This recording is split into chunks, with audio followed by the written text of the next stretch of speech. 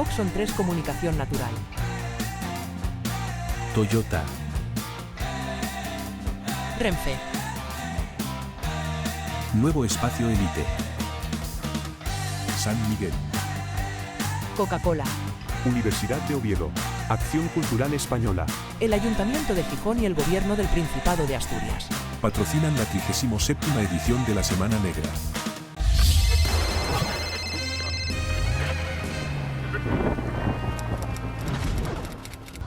Sí, hola, buenas tardes. Muchas gracias por acompañarnos en el espacio A Quemarropa de la Semana Negra. Este sábado a las 8 horas de la tarde, en el que en la luenga y cruenta historia de la Semana Negra, que está llena de cadáveres, desmembramientos, muertes por asfixia y un montón de sistemas muy originales de deshacerse de cuerpos, evidentemente la maestra, la madame, la madre madrone o lo que sea, o como se diga en alemán, porque, a ver, ustedes no lo saben, pero aquí somos polígamos, dominamos perfectamente todas las lenguas del Imperio Austrohúngaro. Entonces esta presentación va a ser un poquito sui generis, no porque ya hemos estado consumiendo alcohol hasta altas horas de la noche esta bella joven dama, pido perdón al marido, pero el adulterio es lo que tiene. ¿Y para qué estamos aquí, aparte de que yo diga estas tonterías? Para celebrar la buena literatura de género, de suspense, el mejor thriller, una escritora maravillosa que lleva muchos años viniendo a la Semana Negra, que ya para nosotros no es una invitada, no es la autora que ha escrito un libro que nos ha gustado, es alguien de la casa, ha representado hasta teatro aquí en la Semana Negra, a que se hagan cuenta del cariño que le tenemos y todo lo bueno que ha hecho Elia a lo largo de los años, pues le hace que sea alguien a quien admiramos y queremos mucho, pero evidentemente la queremos sobre todo porque escribe como Los Ángeles. ¿Y de qué vamos a hablar hoy? Pues del tercer volumen de la serie del balneario de Santa Rita, de la Soga de Cristal. El año pasado tuve la suerte de que me permitiesen y tuve que utilizar los puños y las malas artes para que me dejasen presentar el segundo.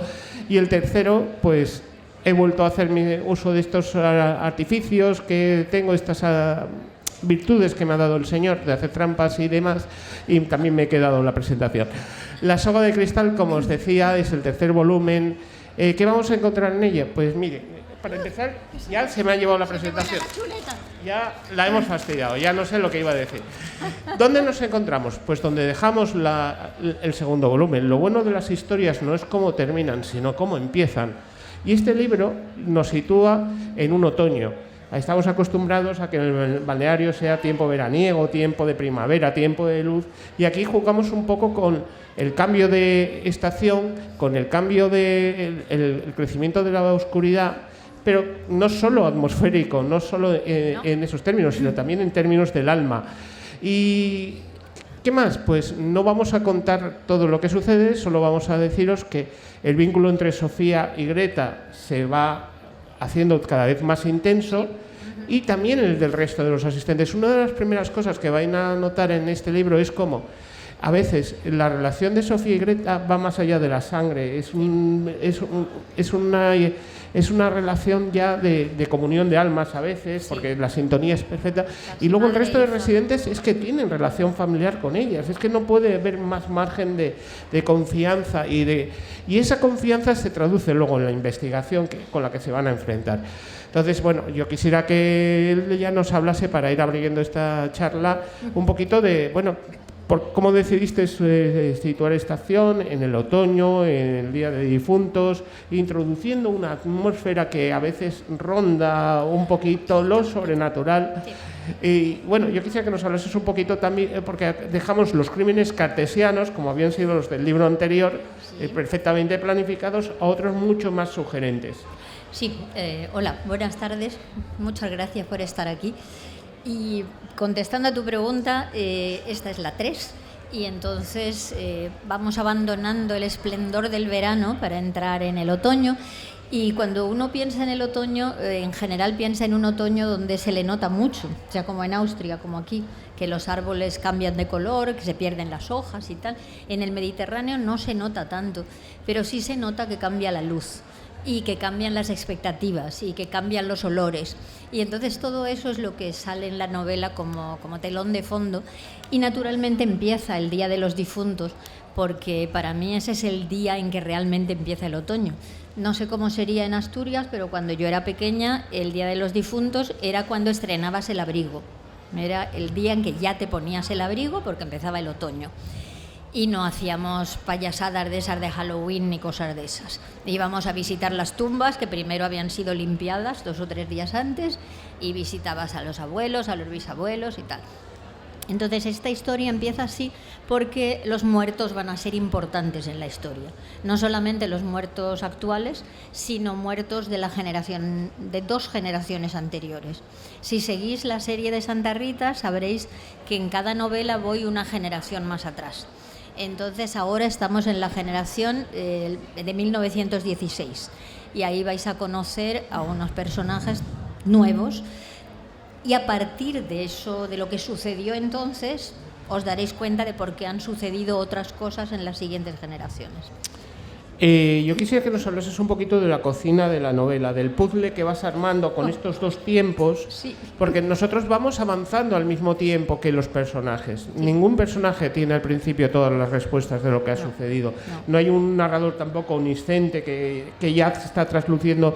Es que esto pasó así y luego te lo voy a contar al final. No. Vamos avanzando. Yo quisiera que nos hablases un poquito de esa cocina. Sí, pues es muy divertido, es muy interesante. Yo me lo estoy pasando muy bien con esta serie.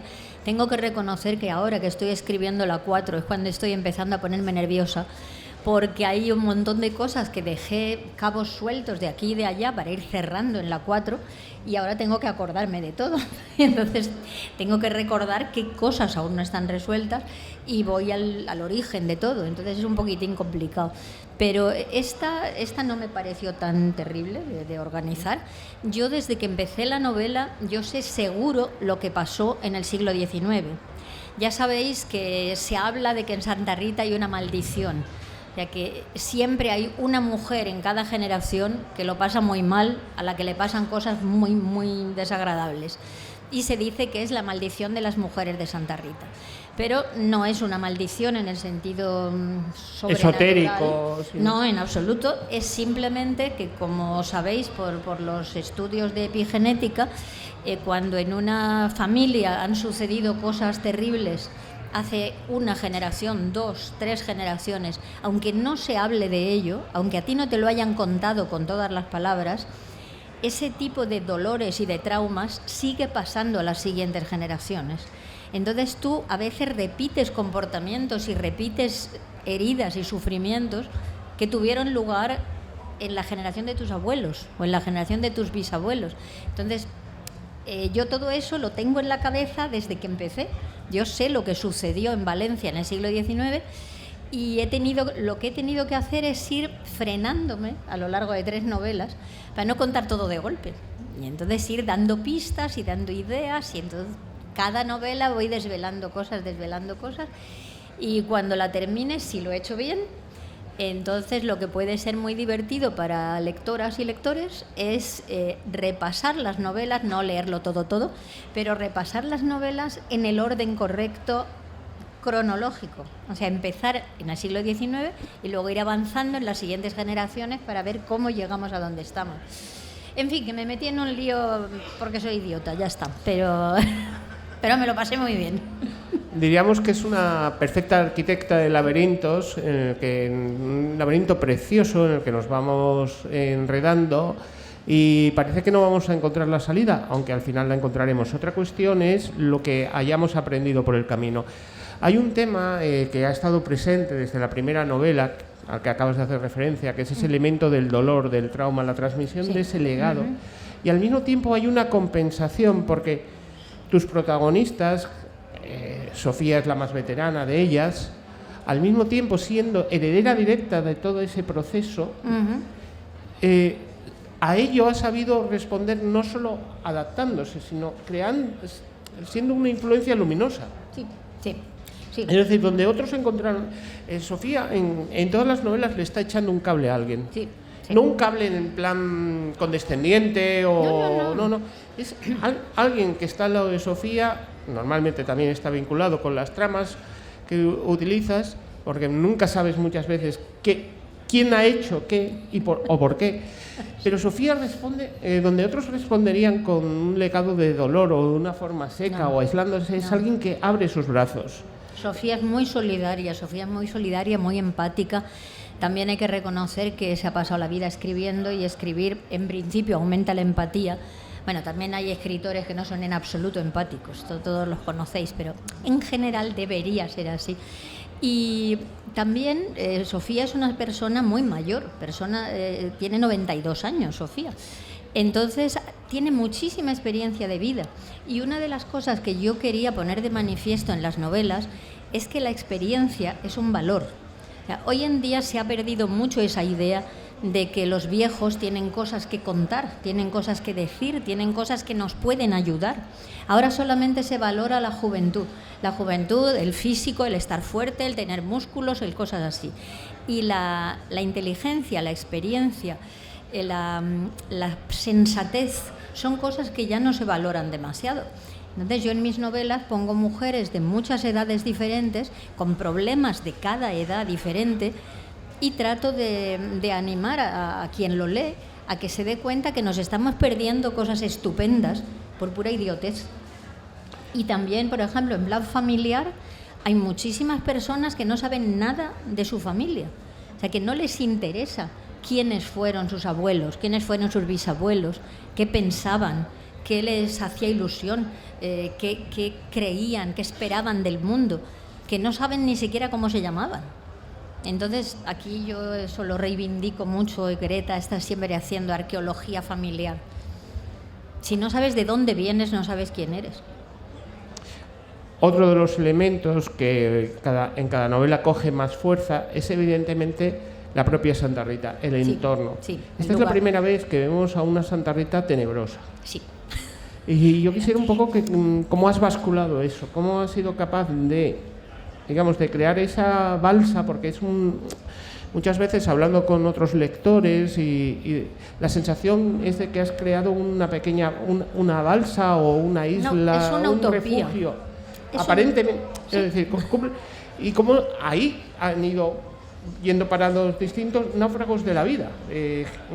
Cada uno viene de una circunstancia y cómo de alguna forma gente que viene muy dañada ha encontrado un lugar en el que rehacerse. Sí, viene de muchas cosas que yo he estado pensando a lo largo de los tiempos. Fijaros que estamos en una sociedad donde lo que más éxito tiene son las distopías. O sea, se escriben futuros horrorosos. Nos podemos imaginar cosas espantosas que le sucedan a la población, cosas horribles que le sucedan a las mujeres o a los niños o a lo que sea. Es muy fácil inventarse cosas horrorosas. Podemos todos. Pero yo pienso que debemos caminar un poco en dirección de la esperanza, en dirección de qué podríamos hacer para estar mejor.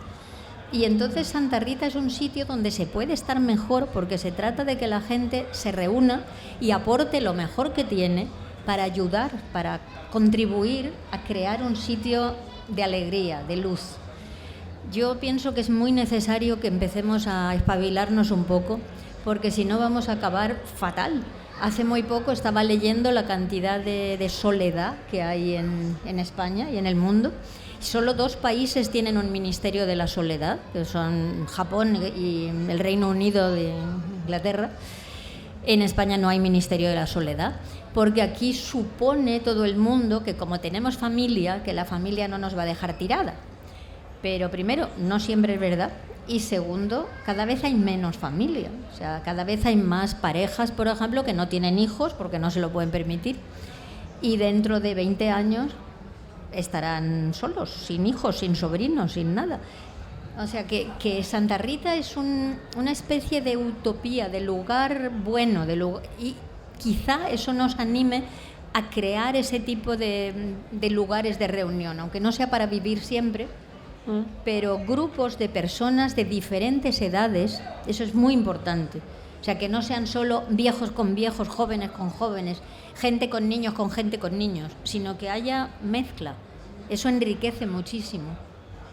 Bueno, pero esto no deja de ser la Semana Negra y evidentemente hay gente que desaparece de una forma muy imaginativa. Y también tenemos, claro, iba a decir tus detectives, tampoco es que sean detectives, pero evidentemente son alguien que se ha encontrado con este suceso y hay siempre un elemento que le lleva a profundizar. Y las herramientas que utilizan para resolver ese misterio, yo quisiera insistir en una idea que antes decías, es la empatía, en el sentido de que son personas muy inteligentes, no en el sentido académico, no en el sentido de yo llego ahí, ¿aquí han matado a alguien? No, pero también utilizas la empatía como un elemento dentro de la investigación, como una forma de no solo de descubrir quién fue la víctima, sino quién es también quién ha estado implicado en ese hecho. Sí, eso yo me lo planteé desde el principio, porque a mí lo que me gusta de Santa Rita es que son todos normales. O sea, son gente totalmente normal, nadie tiene poderes especiales ni cosas así, ni es particularmente brillante, nada. Entonces, cuando pienso, por ejemplo, ¿cómo mataría yo a alguien? O sea, yo tampoco sé usar armas, no sé nada de venenos, tampoco soy yo muy capaz así de clavarle un cuchillo a nadie. Entonces piensas, una persona normal como cualquiera de vosotros, ¿cómo te cargarías a alguien si te lo tuvieras que cargar? Y es una cosa muy estimulante, de verdad. O sea, yo no estoy haciendo apología del asesinato, pero os puedo contar una cosa muy tonta, pero muy graciosa.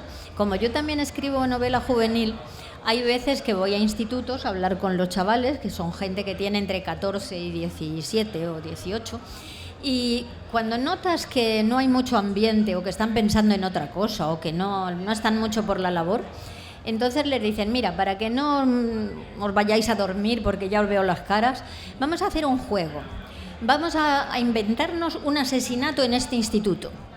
Y ahí la gente ya empieza así como a espabilarse un poco. Eso de matar mola. Entonces les dices, bueno, vamos a decidir a qué profesor nos cargamos. Ahí se ponen todos como fenomenal. Y lo que es muy gracioso es que siempre les digo a los profesores que están por allí cuidando por los pasillos, hacer el favor salir un momento mientras yo hablo con los alumnos, luego volvéis. Cuando se han ido los profesores digo, a ver, ¿a quién matamos? Es alucinante cómo coinciden las opiniones. O sea, hay como un 90% que dicen al de matemáticas, a la de inglés, pero coinciden todos. Y a partir de ahí están súper despiertos mientras empezamos a pensar cómo se le mata, qué se hace con el cadáver, porque eso es bastante problemático. En las películas es que es muy fácil, te vas ahí a donde hay 2 árboles, cavas un cuarto de hora y haces una fosa preciosa de 2 metros de hondo. Yo querría verlos cavando donde yo vivo, en Elche. Puedes estar 3 meses haciendo una zanja. Bueno, en cualquier caso, que lo de los asesinatos es una cosa que me interesa y que la empatía es una cosa fantástica, porque si habéis leído novelas de la serie, veréis que a la gente que muere, la gente que es asesinada, vamos a decirlo con claridad... Bueno, no queríamos decirlo, pero sí, en una novela de Elia, en La Semana Negra, pues qué escándalo, pues aquí se mata gente. Aquí se mata gente, además se mata gente a propósito, adrede, o sea, no por casualidad. Pero fijaros que los que mueren en esta serie son gente que se lo había ganado a pulso. O sea, que a nadie le da ninguna pena que se muera. Y eso es algo que pienso que de vez en cuando resulta íntimamente satisfactorio. O sea, porque todos lo hemos pensado alguna vez en nuestra vida, cuando nos han hecho una guarrería muy gorda, decir, me lo cargo, lo mato. Luego no lo haces, claro. Pero si lo pisa un tranvía, pues tampoco te da mucha pena. Así que en ello estamos. Elia, has desarrollado una carrera pues en la que has tocado un poco todos los palos. Sí. Has tocado la ciencia ficción y la fantasía, sí, la literatura juvenil, la novela policial. Histórico. Pero no está segmentada tu carrera. Yo creo que tus lectores acceden a quien ha disfrutado un libro de caballerías con el que ganaste ya hace unos años un premio bastante importante en materia de literatura juvenil. Sí. Creo que perfectamente los lectores de ese libro no fueron solo chicos y chicas pues situados en la adolescencia, sino que fueron adultos, y al mismo tiempo creo que muchos adultos han podido convencer a la gente de su entorno que no son lectores habituales de género para acceder y disfrutar de eso. Sí. ¿Tú lo notas eso en tus encuentros con tus lectores? Yo lo noto mucho, y la verdad es que tengo que dar las gracias, estoy muy agradecida, porque yo cuando empecé a escribir, yo empecé con ciencia ficción, que era lo que yo leía, y entonces uno escribe lo que lee. Ciencia ficción, terror, fantástico general, luego juvenil de varios géneros, y luego ya, como dice Paco, novela blanca, o sea, novela sin género, también he escrito, negra. Y yo, mi ilusión, lo que a mí de verdad me hacía ilusión, era que la gente que quisiera leer un libro, quisiera leerlo porque lo he escrito yo. O sea, que se dejara llevar por mí a donde yo los llevo. Yo siempre he visto la literatura como una gran casa, como una casa enorme, llena de habitaciones y de salones y de gabinetes y de pasillos y de laberintos. Y dentro de esa casa cabe todo. Entonces a mí lo que me hacía ilusión era pensar, cualquier lector o lectora que se interesa por mi manera de ver el mundo, se viene conmigo y yo le digo, mira, vamos a ver un pedazo de la casa donde no has estado nunca. Y a lo mejor dice, ay no, hay muchas escaleras, yo no quiero subir hasta allá. Confía en mí, vamos a subir y verás qué sitio más bonito te enseño. Y de repente es una novela donde pasan cosas en otro planeta o con extraterrestres. Pero si confía en mí y se deja llevar, nota que los temas son mis temas. La forma de mirar el mundo es la forma que ya conocen. Entonces se sienten seguros. Y por eso los puedo llevar a crímenes, o los puedo llevar a otro planeta, o los puedo llevar al pasado. Y les gusta. Y eso me lo confirmaron hace poco. Tuve un club de lectura pequeño, encantador, en un pueblecito de playa que a lo mejor conocéis, en Santa Pola, cerca de mi pueblo. Y nos fuimos a comer, porque yo no quería conducir de vuelta por la noche, y dije, si es a mediodía, sin problemas. Entonces nos fuimos a comer, nos trajeron una paella y estuvimos hablando de toda clase de cosas. Y varias de las personas me dijeron, yo nunca en la vida habría leído una novela, por ejemplo, como La Noche de Plata, que trata de crímenes contra niños, si no fuera porque la has escrito tú. O sea, porque yo sabía que no me ibas a hacer daño, ¿no? Que me enteraría de muchas cosas, pero no me ibas a hacer daño. O una novela como El eco de la piel, donde aparte de, digamos, lo convencional, hay muchos personajes que tienen una sexualidad diferente. Y yo estoy en el punto en que mucha gente se fía de mí, y eso me gusta, eso me hace ilusión. Ahí yo creo que hay un elemento común que evidentemente está presente en La soga de cristal, que es una sutileza a la hora de plantear la vía argumental, ya no voy a entrar en la psicología de personajes ni en el trasfondo, simplemente es un ritmo de narración en el que te vas sumergiendo poco a poco. Ha estado presente en todas tus novelas. Sí. Y hay también una búsqueda muy intencionada de evitar ese tipo de detalles que no aportan nada. Simplemente, hombre, podrías abrir una novela y contar una escena horrorosísima con todo detalle, que no aportarían nada ni narrativamente ni en la construcción de ese universo que estás haciendo. Además puede hacer daño al lector, yo qué sé. Yo soy para eso, soy como... Te iba a decir así como muy fina, no sé. Pero es que a mí no me gusta que me cuenten cochinadas, por ejemplo. O sea, a mí me gusta mucho la novela criminal, me gusta la novela de terror, pero no veo la necesidad de que me den todos los detalles de cómo se le salen las tripas a alguien. O sea, es que no veo la lógica. O sea, si le clavas un puñal en la barriga a alguien, es evidente que se le van a salir los intestinos, lo sabemos todos, pero tampoco hace falta que expliques el color de todos los intestinos que se le salen, ¿no? Entonces yo siempre colaboro con quien lee. Yo lo digo a veces y la gente se ríe, pero lo digo en serio. O sea, yo escribo para personas inteligentes. Yo escribo para personas que tienen su propia experiencia del mundo y que van a aportar todo lo que yo no digo. Yo doy detalles y quien lee pone el resto, y entre los dos hacemos maravillas. Pero no veo la necesidad de explayarme ahí en descripciones minuciosas de ciertas barbaridades. Dentro de que la literatura siempre es voyeurismo, eso lo sabéis, ¿no? O sea, siempre estáis oyendo conversaciones que no tendríais por qué oír y mirando por el ojo de la cerradura a ver qué hacen estos dos ahí en el dormitorio, que tampoco tendríais que estar. Pero eso mola muchísimo, de enterarse de un secreto, por ejemplo, y solo lo sabes tú, y la gente de la novela no lo sabe. De hecho, uno de los elementos más perturbadores, por ejemplo, en Santa Rita y en la Soga de Cristal, es cómo vamos descubriendo cómo es cada uno de verdad. Vas situándolos como en una partida de ajedrez, vas colocándolos y sí, al irse en cada momento enfrentándose a situaciones difíciles, no vamos a dar más detalles, la forma en la que reaccionan hace que nos asomemos a cómo son por dentro. Sí. Y eso creo que a veces puede ser más perturbador que la descripción más detallada, más cruda que podamos imaginar, ¿no? Eso también es una manía técnica mía. Una cosa que yo detesto de toda la vida, desde que empecé a leer, es cuando un narrador me dice lo que tengo que pensar de un personaje. Eso es algo que me pone de los nervios. Cuando empiezas la novela y te dice fulano de tal era tímido, pero tenía momentos de atrevimiento y pensaba tal y sentía cual. Chico, déjame que lo vea yo, que me haga una idea. Entonces yo trato de que los lectores vayan descubriendo.